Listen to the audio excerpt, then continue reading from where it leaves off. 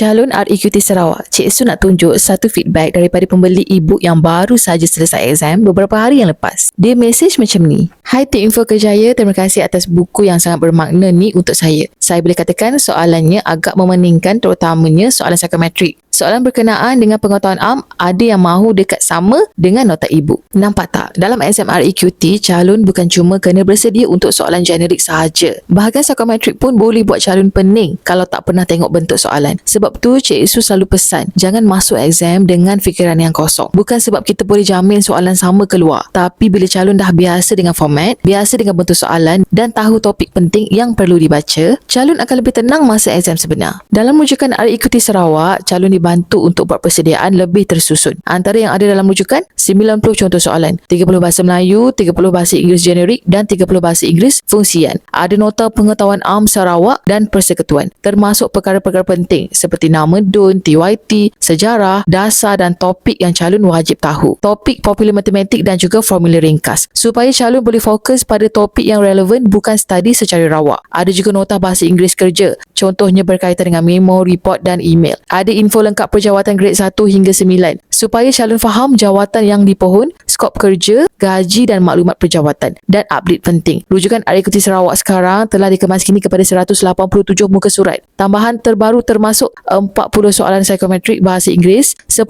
soalan bonus pengiraan dan 7 tambahan nota penting. Ini semua disusun untuk bantu calon dapat gambaran lebih jelas tentang bentuk exam REQT. Kalau anda calon REQT Sarawak yang masih belum ada bahan ulang kaji, jangan tunggu last minute. Feedback pembeli dah ada.